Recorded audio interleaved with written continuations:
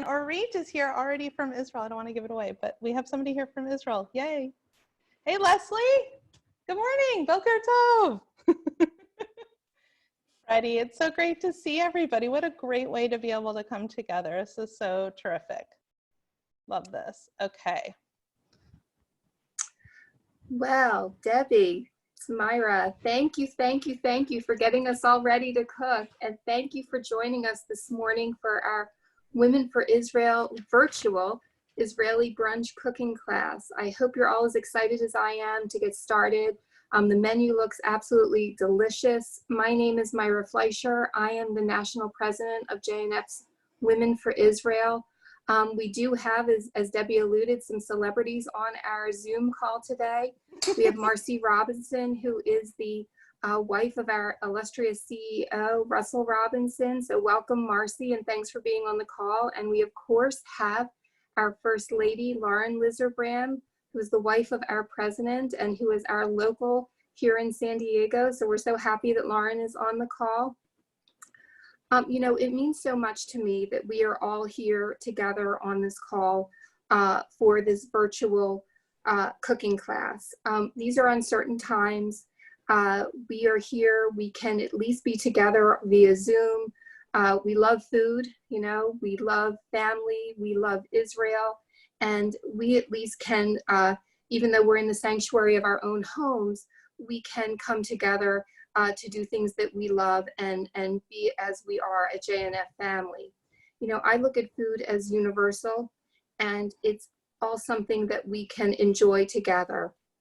You know, I look at women and the women's campaign as JNF as something that we do as a group. And cooking is something that we can do, it's nourishment. We nourish our families, we motivate. Women are, you know, the slogan of JNF is we are the doers, and women are the doers. We are trendsetters. We take care of our families and our home. Women are leaders and philanthropists, and we come together for a common cause, and we can make a big impact for Israel and make the world a better place. So I want to thank everybody for coming together as a Jewish National Fund and Women for Israel family to take part in what's going to be a really fun and tasty cooking class today. I'm looking forward to these recipes, and I know Debbie always puts the platters together and they look so incredible. So it's my privilege and honor really to introduce Debbie, even though you've all heard her in her prep, but I get the honor of introducing her. She's a chef, she's a teacher, she's a proud San Diego Women for Israel chair. I can say that she's a culinary entrepreneur, she's a mom, she's a wife, she's a dear friend to so many. She's the owner of Spice and Leaf. She brings you exciting and exotic blends of spices that will elevate your everyday cooking. I know Debbie for almost 2 decades. I got to know her very well in the last few years, because if you want to get to know somebody, travel to Israel with them. Spend a day walking around on Shabbat all through Tel Aviv, and spend time on a bus for over a week with them, touring in Israel. And God willing, we will all get to do that again. And I can tell you, Debbie is heart and soul a mensch and a wonderful person, and I'm proud to call her a friend. So please join me in welcoming Debbie Kornberg. Thank you, Myra. Thank you so much for that lovely introduction. And thank you all for being a part of this JNF event. Today was actually supposed to be our Women for Israel Tea event in person. And so it's pretty amazing that we're all able to be each in our own kitchens and be able to come together as a community and as a family. I just want to give a shout out to the Jewish National Fund professionals out there. Thank you all for the amazing work you do. I want to be able to recognize our San Diego JNF director, Monica Edelman. She will be moderating the questions today. Thank you for all the work you do, and the ever fabulous Sharon Joy, who is our national campaign director. You all do so much amazing work to be able to support JNF on the ground in Israel. If you have questions, You can chat them in case you didn't hear that. All you have to do is type it. Monica will repeat the question to the group and I will go ahead and answer it. Okay, so let's get started cooking. And before I do, I just want to point out we have these beautifully curated spice and leaf gifts, and I'm going to tell you a little bit more about them shortly. Okay, that's my teaser. You're going to have to stay tuned. Okay, so your oven should be preheated to 375. You're going to want to have 2 cups of water in a pot, and we're going to go ahead and turn this on. This is going to be for our quinoa. Okay, so just 2 cups of water. You'll want to have a cup of quinoa ready to go with that. Put my lid on. Gonna get my water boiling. So we're just gonna let that go. Everybody's gonna keep an eye on their stove. I will let you know when my water is boiling and when I add the quinoa, but you can go ahead and do the same. So oven, 375 preheat. If you have convection, you can go ahead and put it on convection bake or convection, whichever you have. 2 cups of water in your pot boiling. And now what we are going to do is we are going to make our cheese filling for the barecas. So I mentioned earlier, you're going to want to have your 7 ounces of crumbled feta. You can go ahead and add that to a bowl. If it's already in your bowl, that's great. I'm just going to combine all the ingredients. This is going to be our filling for the cheese barecas, such a quintessential Israeli food. It's so yummy to be able to have fresh right out of the shuk, right out of the oven. I'm adding 1 cup of cottage cheese. If you have ricotta, you could use that in place of it. And you're going to want to have 1/4 cup of shredded cheese. I'll put that in there. And then you're going to crack an egg, and we're going to mix all this in together so it's really well incorporated. Okay. So I got my egg. Kind of like to check them first, make sure nothing funny in there, you know. And with a fork, I'm just going to mix all this up together, and you guys should be doing the same. So again, 7 ounces of feta, 1 cup of cottage cheese or ricotta, and 1/4 cup of shredded cheddar cheese. And we're just mixing this up. And make sure the egg that you've cracked into it is really well incorporated. Okay.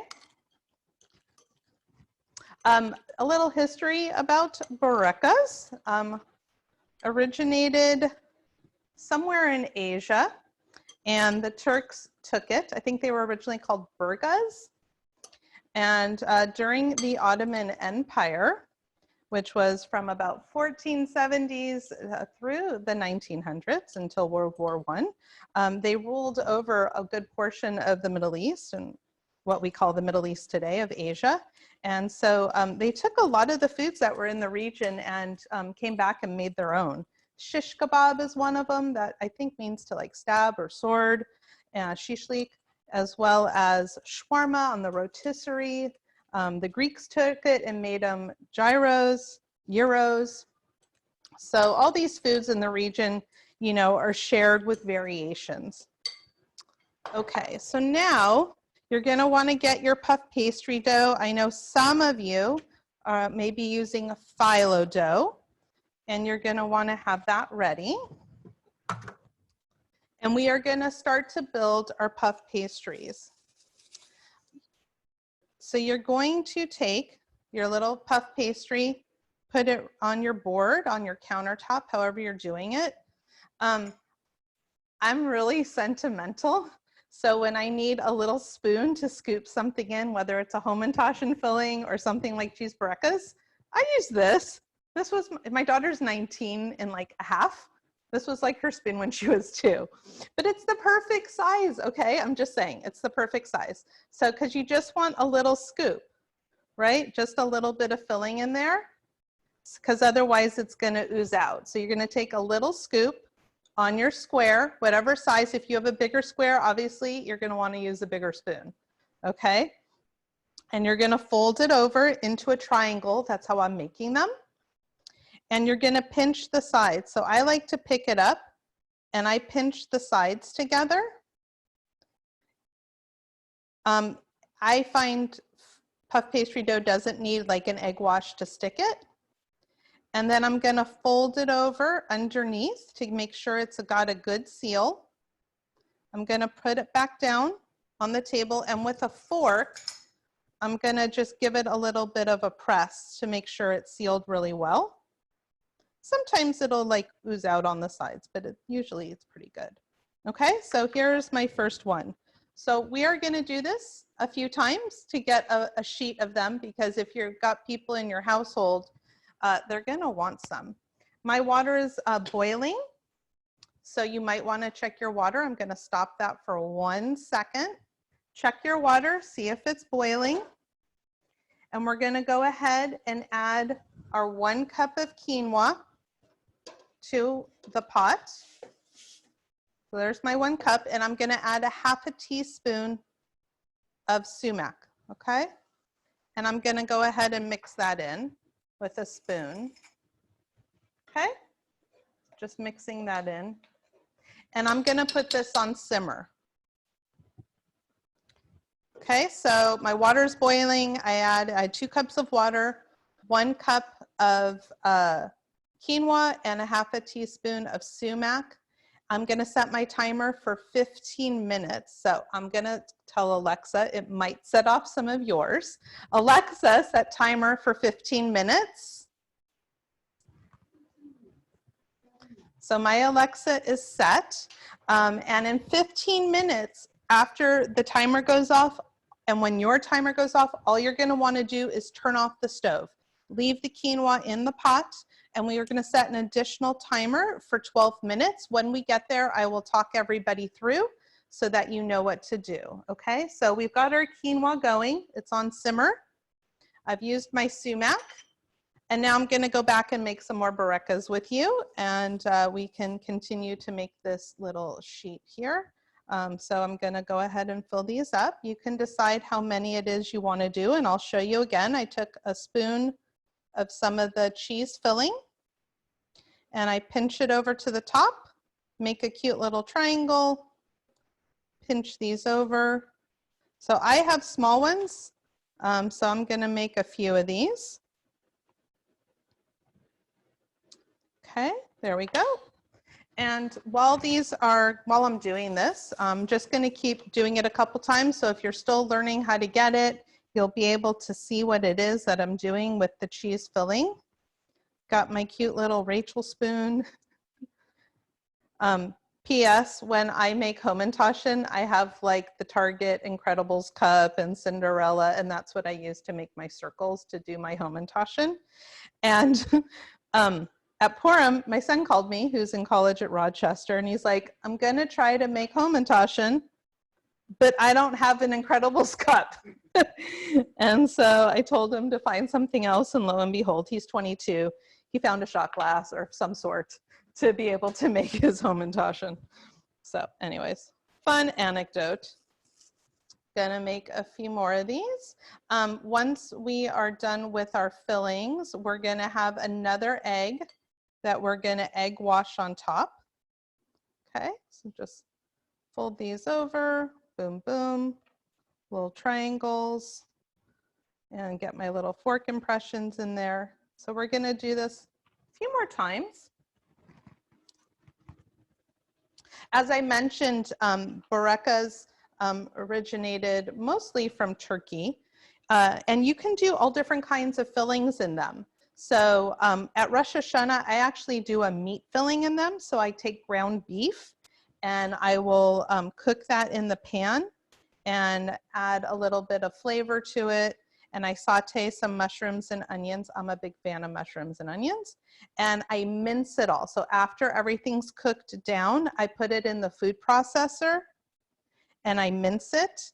And then I use that as my filling for Rosh Hashanah. So that's like one of my my foods that I serve that everybody looks forward to. You can also do spinach and cheese. Of course, you can do potato. That's a really common one also. And you can play around and come up with your own.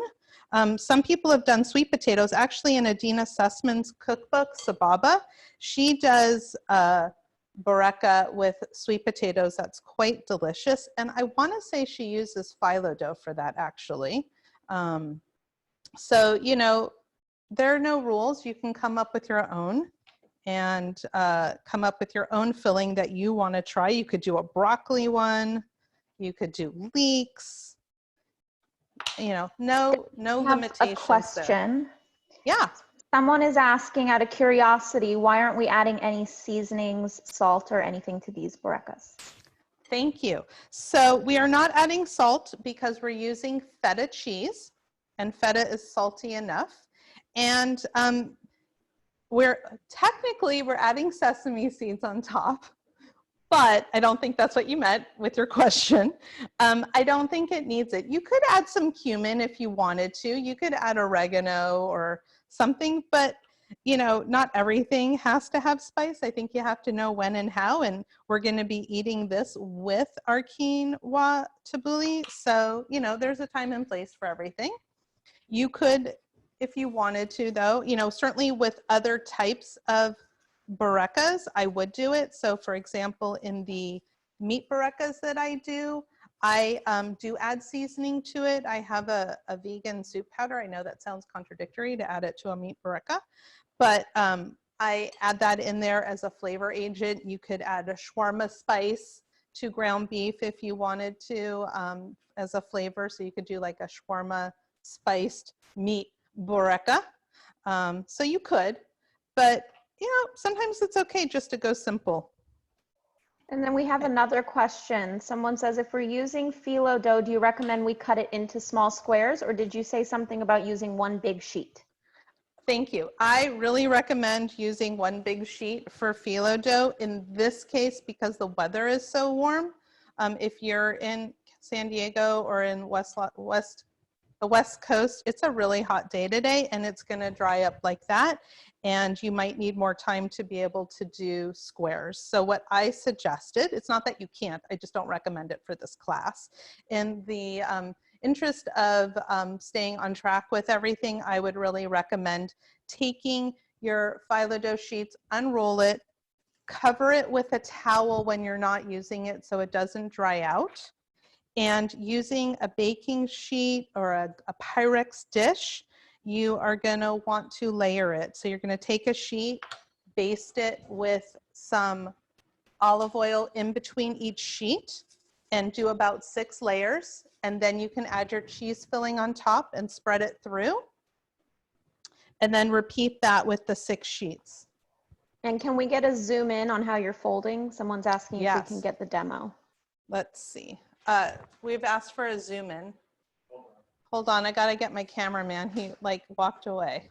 The nerve. Okay, so let me just reopen this so you can see my filling. I'm trying to hold it still. There you go. And now I'm gonna fold it like this. And I'm gonna pinch the sides together. Okay, and then I'm gonna fold it under. I'm gonna put it back down. And then I'm gonna take my fork just to make little indentations. It helps just seal it. And this side doesn't need it, but you know, we want it to all look uniform. And there it is, okay? So hopefully you have about 10 of these guys done. I'm almost there. Let's see, 3, 6, 9, yeah, I have 10. So I'm going to do 2 more and then we're going to move on. You can certainly come back to this after our time together and finish it up, but we're going to get what we've got in the oven. And that way we can continue on with our class. Debbie, what can we do with extra filling? Oh, we're going to make, you can make more burekas. You could add it. So if you have more, you should have more phyllo dough or puff pastry dough that you can use.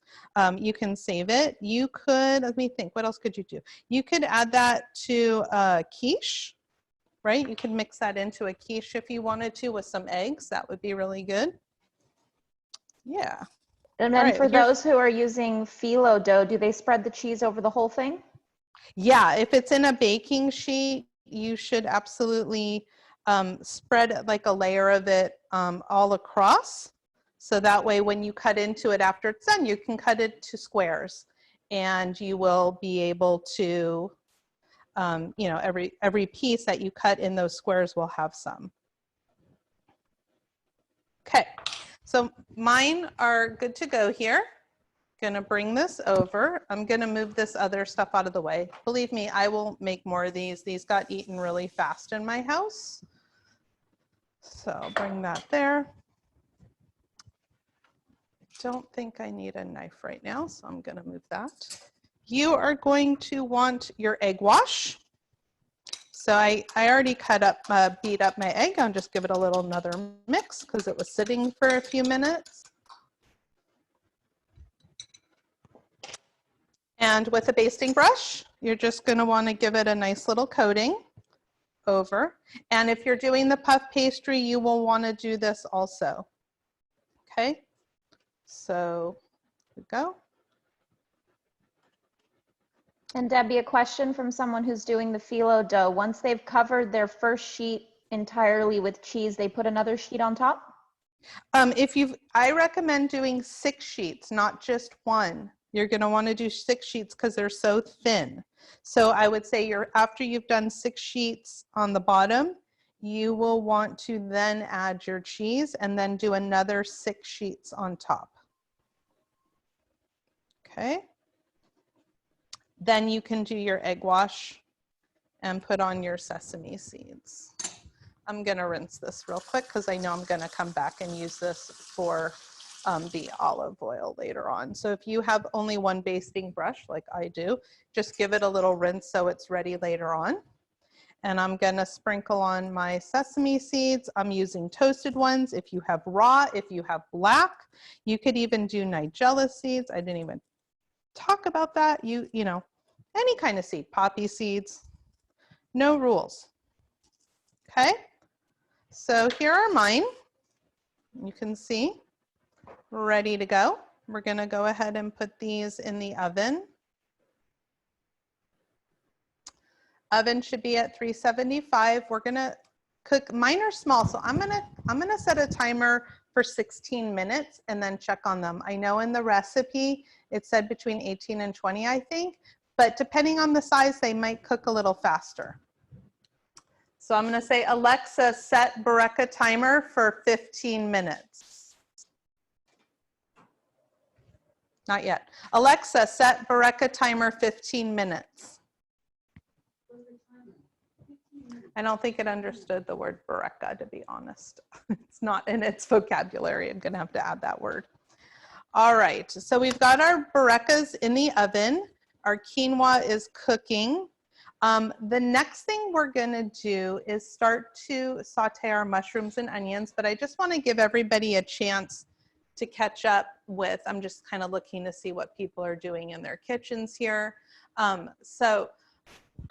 We're gonna start to saute mushrooms and onions, and this is gonna go for our hummus. And then what I'm gonna do is turn it over to Tina, who's gonna share a few words. So what I'm gonna do is turn on my stove with my saute pan, and I'm just gonna give it a couple minutes to heat up. Today I'm gonna use the good olive oil for my sauteing because I'm not using very much of it. This is the Galili olive oil that comes directly from Israel. It has wonderful grassy notes to it when you smell it, and it has a great peppery taste. So I'm gonna add a couple tablespoons. You can absolutely cook with olive oil. When you cook it at really high temperatures, you just lose the antioxidants and you lose the minerals and vitamins that are naturally in olive oil. When you cook at a really high temperature, I recommend an avocado oil, a vegetable like a sunflower oil or grapeseed.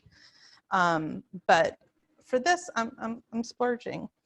Okay, so I've got my olive oil in here, and I'm gonna add my mushrooms and onions, and I'm gonna cook these on a nice low temperature, and we're just gonna let these cook down.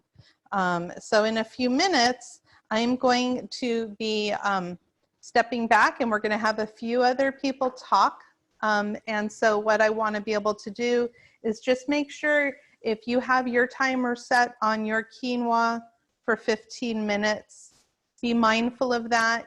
After the 15 minutes, just turn off the stove and set the timer for another 12. If you have a question, you can type it. Monica can type back any questions you have during the next part.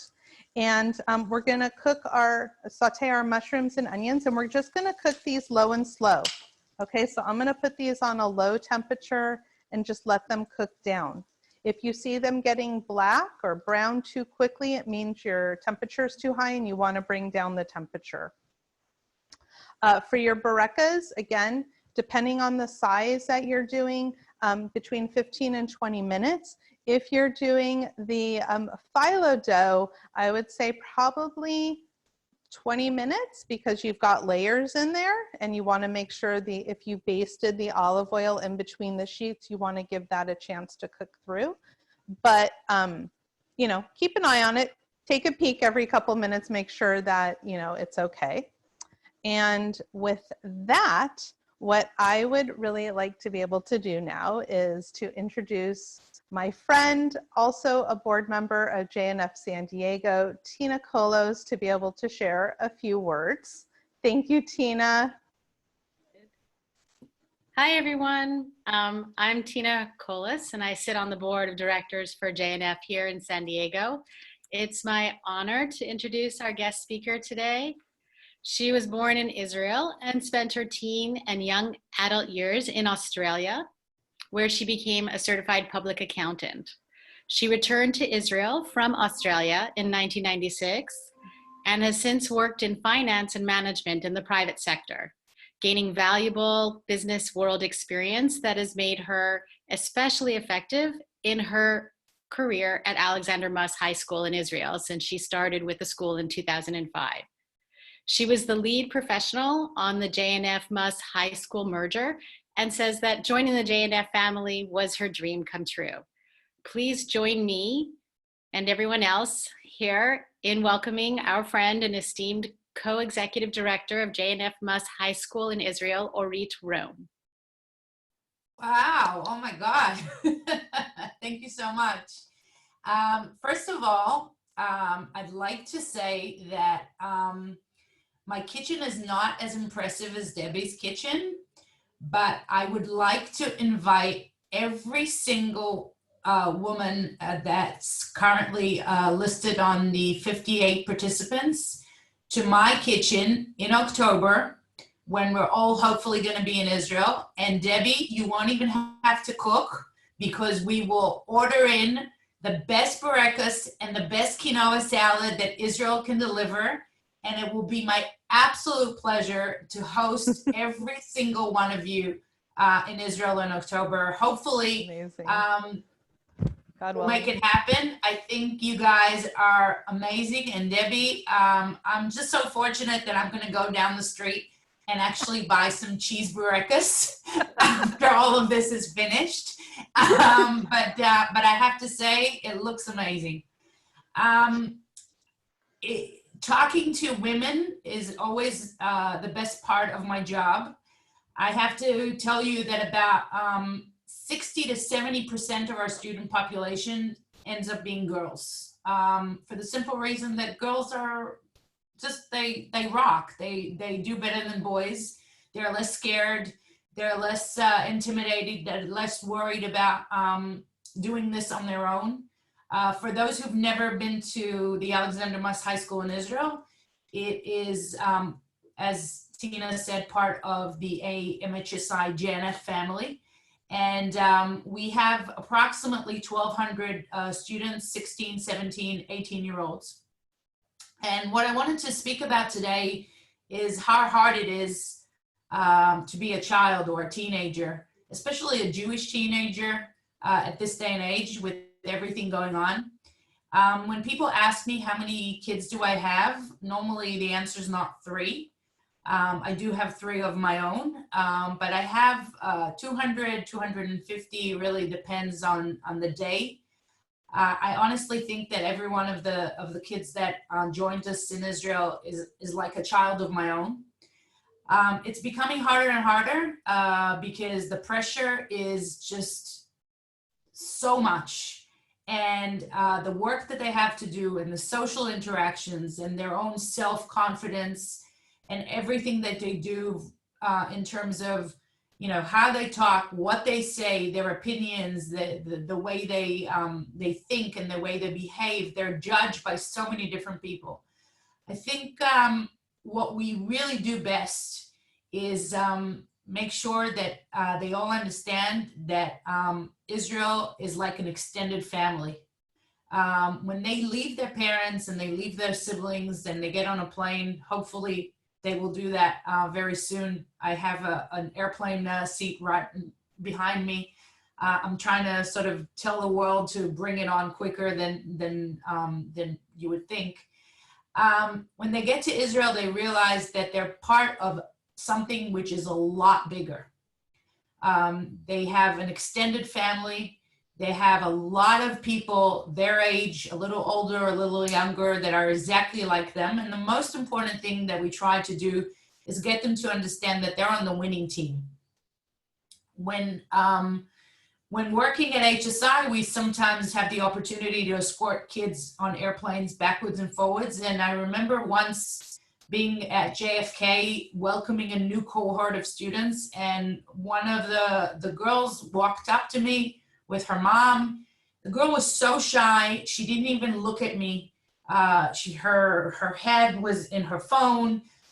She didn't speak to anyone, and she looked terrible. She just looked like, you know, she was not very excited. Her hair wasn't even brushed. Her clothes were pretty shabby, and I was saying to myself, I better speak to the teachers because this girl doesn't look so good to me. And I remember about 6 weeks after the program started, I saw her, and it was a Purim party around beginning of March, and she was dressed like an angel. She looked amazing. Her hair was done, and she was all white, and she had those wings and a little circle on top of her head. And I remember saying to her, "Oh my God, Emily, you look amazing. How, you know, what is this change?" And she said, "I'm about to go into a Purim party. There are 200 Jewish youth, my kind of people. If there's ever a place to dress up to, this is it." And she told me that her mom always said to her, "You're never going to marry someone who's not Jewish. So what's the point? Why do I have to dress up and look beautiful when I'm told that, you know, these people are not my people?" When they come to AUHSI, they realize that the Jewish world is much bigger. It's much more of a family. It's much more of a community. I think that's really the most rewarding part of the job. Now, everyone asks me, isn't it hard? You know, kids are such a headache. They have all these issues and medical issues, and they have to see therapists, and they have these allergies, and they're so quirky, and it's an age where you just want to sort of say, you know, leave me alone until they're all grown up. But I always say, yes, kids are a headache, but there are headaches, and the reward is so much greater when you have to really put in the effort. And I'm sure that most of the people on the Zoom call have kids at home. And you can really get a sense of how emotional I get when I speak about these kids, because they're like my own. And the application form in 2005, when I started working for HSI, was very, very thin. Nowadays, we have a form for everything, okay? If they're seeing a therapist, then there's a form. If they have, you know, issues that they have to deal with, then we have a form. It's getting harder and harder, and our medication cabinet is growing every year. And now with COVID-19, who knows? We'll have to redo a lot of different things in terms of the way we operate, but at the end of the day, the reward will be even greater. So the more effort we're going to put into the children that we get, the better adults they're going to come back home to, and the more worthwhile it will be. So I know I don't have a lot of time, and I could go on and on about my job, which is just really amazing. Again, let's just say that this is to be continued in October in my house, in my kitchen, I promise you. Ori, would you mind telling us a bit more about the rescue that happened at the beginning of the coronavirus? Yes, of course. So we had a very large amount of students on campus in the beginning of March. We actually had the Milken students from Los Angeles, a very large group of students from Charles E. Smith, a private Jewish day school from Washington, D.C. We had 40 students from all over the States on a mini semester program, and we had close to 70 students are on full semester program, including some of the students from San Diego, of course.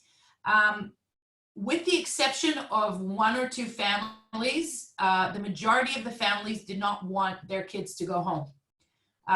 The kids didn't want to go home. The majority of the kids basically said, we'd rather get corona, go through the illness, and get to stay in Israel. And we were all geared up to do all sorts of changes to our itinerary, but I remember it was Friday, March 13th. Yes, Friday the 13th. And we all came to the conclusion, it was actually after Shabbat had already come in, and we realized that the schools in Israel are closing and quarantine became the reality. And there was just no other choice than to find a way to get all the kids back home safely. I literally spent that entire Shabbat with El Al on the phone. Jewish National Fund came in with all its glory. Stephen Bach, Debbie Friedman, a lot of professionals that work with me on an ongoing basis, got all the way until the top executives at El Al.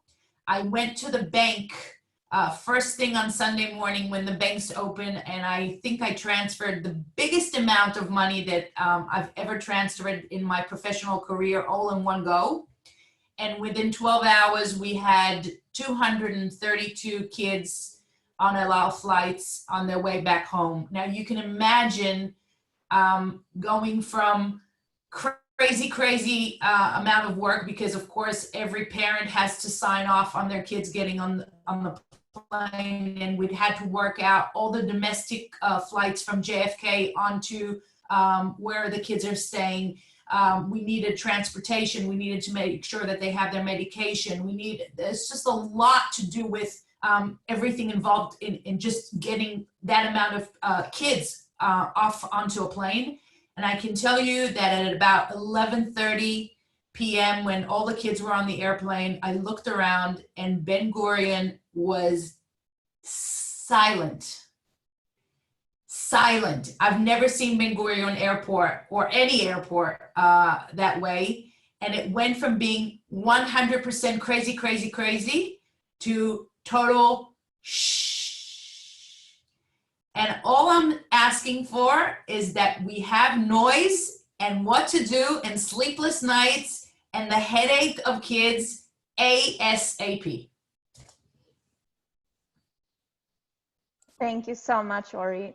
I just want Thank you, everybody. I can do this for a long time. Debbie, I could take over. I just want to add for 1 second, Ori, thank you so much. We want to say thank you to you. And I just want to also add one sentence that under the leadership of you, as well as Dr. Saul Lizerbaum, our national president, and our CEO, Russell Robinson, Jewish National Fund actually released $500,000 from our endowment fund to make this happen. And that's a very important part that we as Jewish National Fund donors, family and professionals are very proud that JNF took this decision. So Absolutely. Thank you. Wow. First of all, Ori, thank you so much for the work that you do on the ground for Alexander Muss and for JNF. Really, it's incredible. So we are going to switch gears back into our kitchen, since we can't just go walk down the street and get fresh barekas on any day, let alone a day like today. I want you to make sure that if you haven't checked on your barekas, please do so. If they're done, go ahead and take them out of the oven. Mine are done, so I did take mine out of the oven, and here they are. You can see all nice and toasty brown. So if you want to know what they should look like, oh, there's a really good zoom in there so you can see. Okay, and I'm going to go ahead and put that back. If your stove should be off for the quinoa, and actually my 12 minutes were up during Orit's talk. All of that happened for me. So what I am going to do right now is I'm going to take my quinoa and put it in a bowl so that it can cool a little bit faster, because we are going to be adding some fresh ingredients and I don't want them to wilt. So I'm going to go ahead and grab a metal bowl. Sorry for the loud noise. And I'm going to go ahead and put this in. So this is going to just release it and help it open up. So it yields about 2 cups. Okay. So again, you should be checking on your barekas. You can always do a second batch after our class together. I am loosening up the quinoa. You can see the steam. So I want to get it to cool a little bit faster. If you want to, you could put this on some ice underneath with a bowl of water to help cool it from the bottom. Or you could put it in the fridge. It'll absorb the heat to other things around there, or in your freezer, just to let it cool. So I'm going to let this sit and cool for a few minutes. And while that's happening, I just want to pause for a moment. We just had the opportunity to hear from Orit in Israel on the ground for the amazing work that she does and all of the JNF staff in Israel does. And you know, we're in these unprecedented times. We're kind of uncertain from day to day, but you know, we're going into the month of May, and Women for Israel is Women for Israel is the month of May with JNF Family. And during this time, we have a matching gift program of $1 million. So any gifts that are given now through the month of May are matched up to $1 million. And we always meet those and actually exceed. And so, you know, we have an opportunity to be able to show support to our brothers and sisters like Orit on the ground and the work she's doing and the people she services.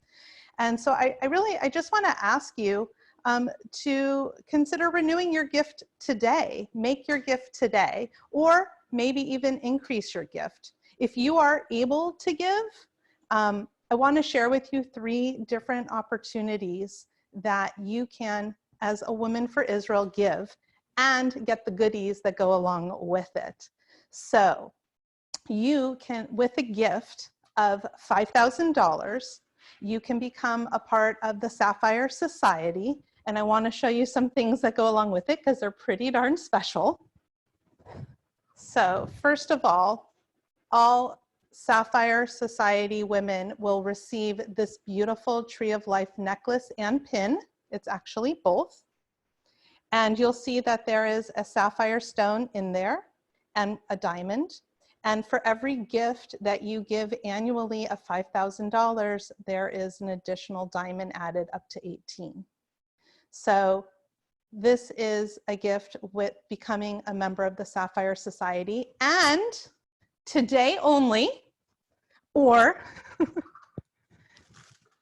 if you make a gift, you can receive this beautifully curated spice and leaf gift basket. You'll notice we have the delicious Galili olive oil from Israel that I mentioned, and all the spices which actually come from Israel. We have our shawarma blend, the hummus and tahini seasoning that we're going to talk about a little later, ras al khanut, which you can't even get online right now. It's only in these gift baskets. They're not even available online. So this will be delivered to your door with a gift of that level. And I just want to say, if you know you're thinking about this, you can chat Monica, and you could make a pledge today. right now with a gift. If you would like to give a gift and become a member of our Chai Society with a minimum gift of $1,800, you not only get, hold on, because this is the good stuff, the beautiful Israel necklace, 14 karat gold, diamonds that cover the Dead Sea and the Sea of Galilee, and I wear this proudly. You will also get this beautifully curated gift with the 18-year age balsamic, the roasted vegetable blend, shawarma blend, and the hummus and tahini seasoning topper. Okay, again, we will bring this to your door.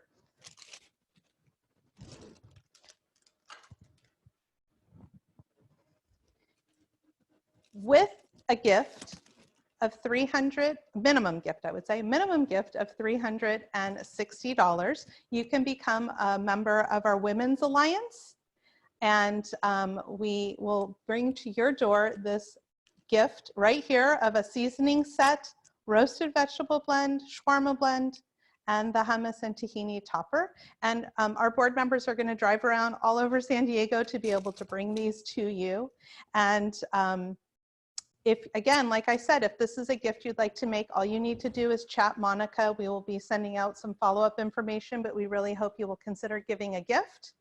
And really, I want to thank you for being a part of today. You know, at whatever level of giving you are able to give, we so appreciate you being a part of today's class. Just by being here, you're showing your support for JNF and the work we do as a community, as a family, each and every day, for the types of things that Orit does and so many others of our partnership programs and organizations that we work with. So back to our regularly scheduled program. I'm gonna put this back. I hope you continue to think about it. Chat Monica. With that, we are going to now move into making our pita bread. So on a baking sheet, you're going to want to have some pita bread. I put it on parchment paper here, and I just have some pita bread ready to go. I am going to take some of the good Galili olive oil, in fact, the one that could be delivered to your door, and I'm going to pour a little bit on each of these. And I poured a little bit much on this one, so I'm just going to pour a little bit there, and I'm just going to baste it all around. Okay? Make sure this is not in your way. So I am just basting the olive oil on top and make sure it's well coated, because we're making our za'atar spiced pita bread here. This is going to be enjoyed with our hummus and our labneh that we're going to be putting together shortly. Okay, so make sure this is all well seasoned. Put a little bit there. Okay, now you know why I wanted to wash my basting brush. So give everybody a moment to catch up with that. Debbie, we have a question, but before I say the question, I just want to mention that in my chat, I'm already getting pledges. So thank you to everyone who is pledging. Oh my gosh. Their gifts. Yeah. I want to send out you. as many of those baskets as possible. We'll be delivering them to the homes of any woman in San Diego who makes a gift of $360 or more. And I also want to mention that when you make your gift or pledge, you have a year to pay that off. So if you'd like to join Sapphire Society or High Society, for example, you can do that in monthly installments. It doesn't have to all be at once. So thank you to everyone who's chatting me. I really love to see all the support that's out there. We have two questions. The first is, which spice did Deb say was not available online? I think that was the Ras El Hanout. The Ras El Hanout is not available online, or the hummus and tahini. That is currently not. It will be, but not yet. So the only way to get those is to join Women for Israel. Yes, right there. Right there. And the next question is, where is the pita bread from? Well, my pita bread is Universal Bakery in Los Angeles. When I go up to LA, I go to the Persian Israeli markets and I tend to stock up. But any pita bread you have is fine. Or if you just have bread and you want to put slices, you could do that too, because really all we're going to do is toast it and use it to scoop up the delicious hummus and labneh. So pita bread is the traditional bread, but whatever you got, you know, we're working in COVID. Okay. So I put my olive oil. If you're just using regular bread, you might want to toast it first so it doesn't get all soggy, and then put your olive oil and seasoning on top after it's toasted. So I have my za'atar. Hopefully all of you have this. I purposefully did not include it in the basket because hopefully you have it for the class today. And I am going to, it's about I said 2 tablespoons because we're sprinkling it on top of all the pieces of bread, but you know, use your judgment of how much you would like. I love za'atar, so I am generous with it and want to make sure I get it all around. Za'atar is made up of a couple key ingredients. There's lots of varieties of it throughout the region. I'm using what we call a Lebanese za'atar. It has hyssop, which is part of the mint family. I'm putting sumac on, you see me doing that. Hyssop, sumac, and also sesame seeds, okay? Those are the key ingredients. And then you travel to parts like Lebanon and they add olive oil, which gives it that beautiful green color. Druze, za'atar, don't use any olive oil. It looks like very dry, light green color. If you go up to Syria, they add a lot of garlic to it, and Yemen, it's spicy. So there's all different varieties, but this is kind of the key of it. So hopefully you've had a chance to spice up your pita bread with some olive oil, za'atar. I threw in some sumac, and we're gonna put this in the oven for 5 minutes. Okay, 2 to 5 minutes, depending. My oven's on convection, so I might do a little less. So I'm gonna say, Alexa, set timer for 3 minutes. All right, yeah. So we've got our mushrooms and onions. Hopefully yours have cooked down. So I'm gonna show you mine. They've cooked down quite a bit. We're zooming in there. And I'm gonna crank up my stove now to a high temperature so I can get it hot, and I'm gonna add some olive oil, some wine to it to just be able to get off all the goodness that's on the bottom, all that nice yummy brown, and just add a little extra flavor to it. For making the hummus, this is gonna go on top and just add a really nice robust flavor. I'm gonna grab a different spoon because I have quinoa on that one, and I don't want to mix, so I got a different spatula. Okay, so you can hear the sizzling on my stove. I can hear it, and I'm just going to add a little bit, like a tablespoon or 2, and give it that little sizzle. Now you can really hear it going, and it's going to absorb it. And I'm going to cook that for just a minute. Literally just a minute. Cover up my wine. We'll save this for later. Not going anywhere, maybe with lunch. Okay. So what we're gonna do next, once this is done, is we're gonna put together our tabbouleh salad, and we're gonna incorporate all the chopped vegetables that are in there. So I'm gonna go ahead and turn this off, my sauteed mushrooms and onions, and I'm just gonna leave it there for a sec, and we'll add it at the end and you'll see. So you can turn off your stove if you would like, or keep an eye on it if you would like to cook it down more. We are going to take our tabbouleh salad. We're gonna add olive oil to this also. We're gonna add about 2 tablespoons. I'm gonna use this spoon because it's got the quinoa on there. So I'm gonna add 2 tablespoons, and I'm gonna go ahead and mix that in. And I'm then going to add my spices. So I'm gonna add my za'atar and my sumac. And I think I called for a tablespoon of za'atar and a teaspoon of sumac. I have to go back and take a peek, and I'm gonna mix that in, get that nice and coated. I'm then gonna add my lemon juice. So I'm gonna get my fresh lemons. And this one was already cut open, so I'm gonna go ahead and give this a squeeze. These are really big, so I may only use 1 because these happen to be giant lemons. Okay, of course I'll take out my 2 little seeds that got in there. and I'm gonna mix that up. So tabbouleh salad has a nice tart. Oh, Alexa, stop timer. We're gonna check our pita bread and see if it's toasty. It might need a few more minutes. Yeah, so that was just 2 minutes. So I'm gonna give it another 3 minutes, and I'm setting a mental timer. Well, actually David's setting a timer on his phone. Okay, so we've got that. And now we're gonna add our fresh ingredients, which is gonna include your chopped, diced cucumbers, tomatoes, your mint, parsley, and onions. I am going to start with my onions. I mentioned early on during the prep time, I didn't have a lot of green onions, so I'm gonna do all the green onions I had plus some red shallots.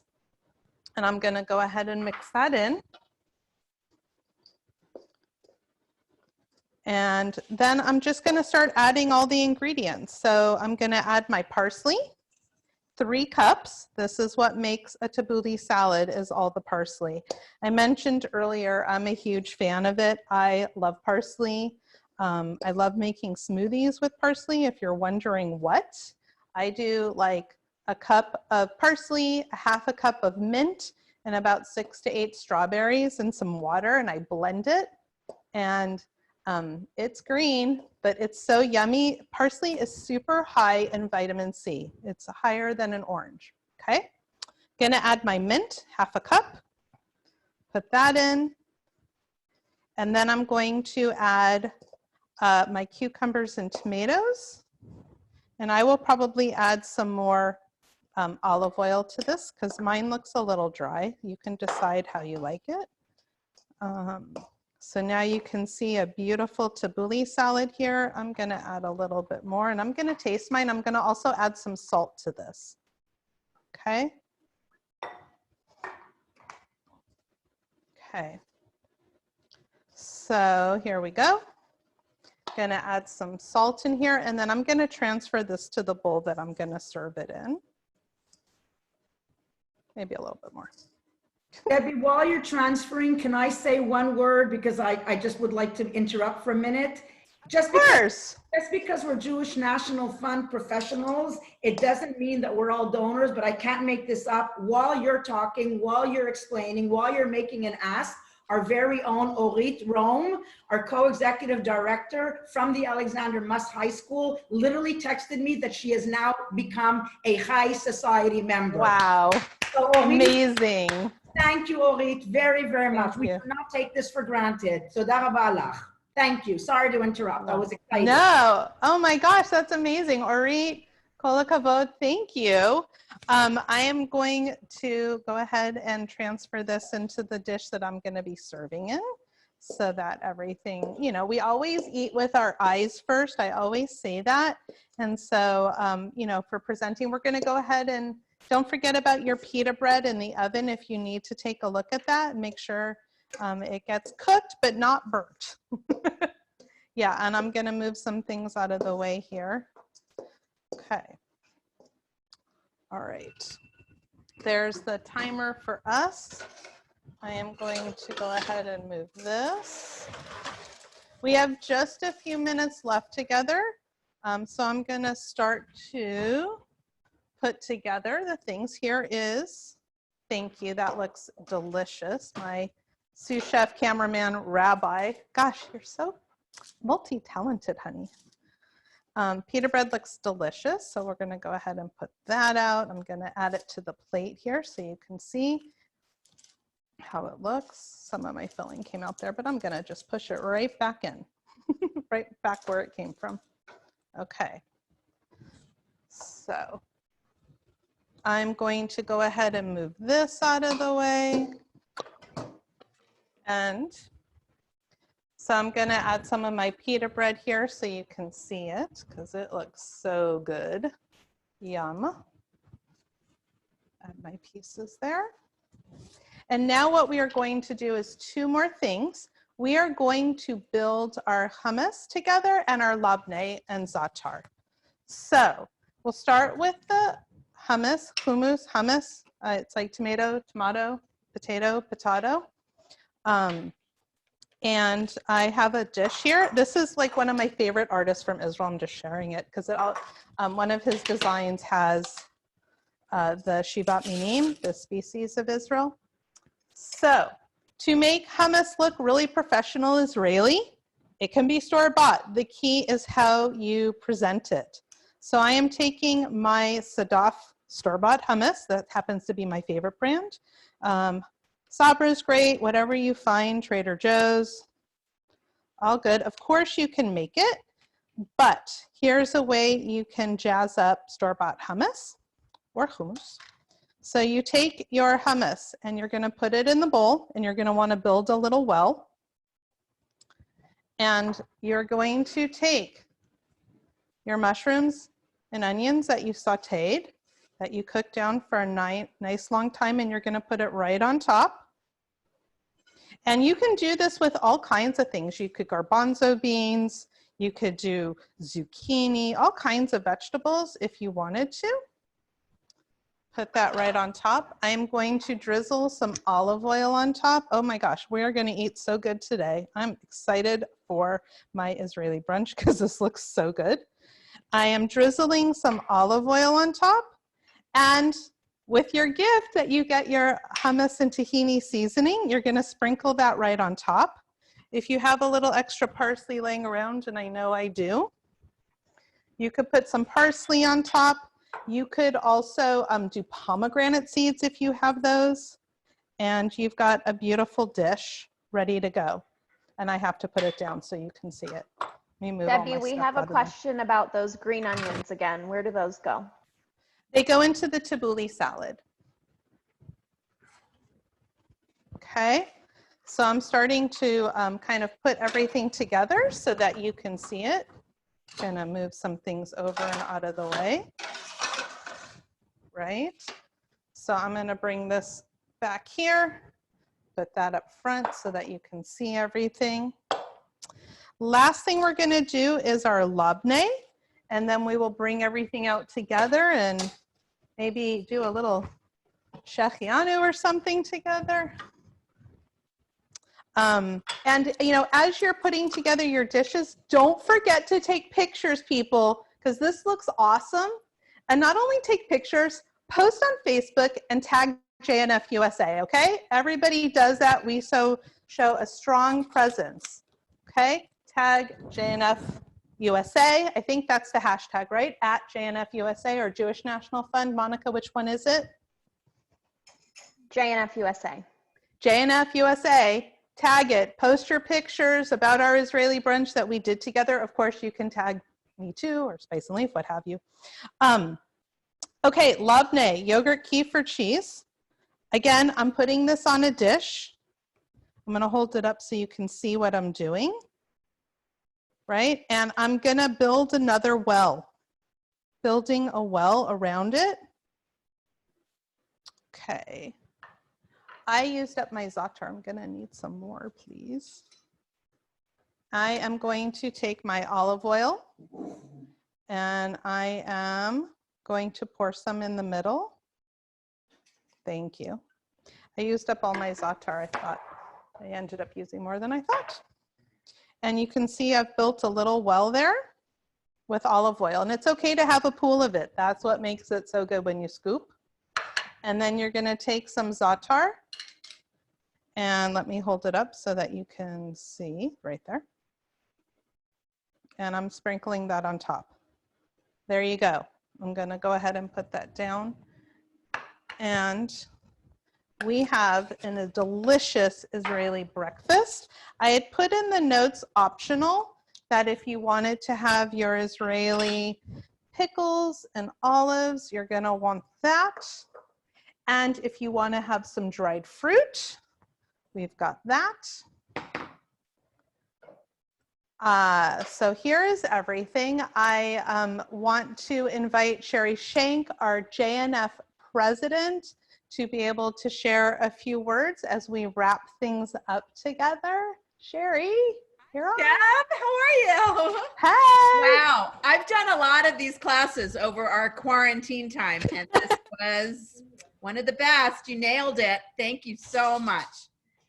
And thank you everybody for joining us today for the JNF special virtual cooking class. I hope that you guys enjoyed it, and I hope that you have a lot of yummy, delicious food to enjoy for lunch. We do. I also want to thank my girls, Michaela and Sydney, for being my sous chefs today.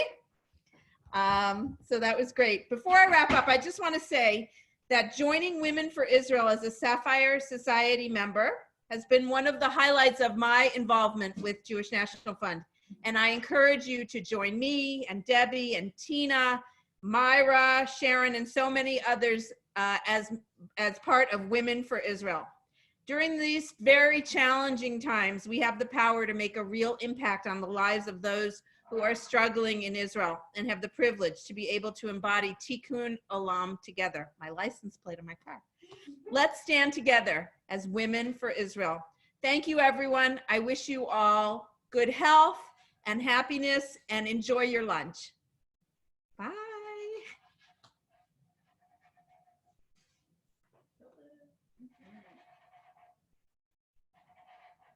Oh. Thank you again so much for joining us. We have our beautiful tabbouleh salad, our cheese barekas, our spiced za'atar pita bread, our hummus with sauteed mushrooms and onions, labneh with za'atar, beautiful dried fruit, really representative of Israel. As we go in to Yom Ha'atzmaut this week, that will be on Wednesday. I wish you all a wonderful week, a week of good health, and an opportunity when we will all be able to come together in person together again. Thank you all so much. Have a great brunch, and be well. Bye, everybody. Thank you, See Debbie. you in Israel. Thank you. Debbie, you're amazing.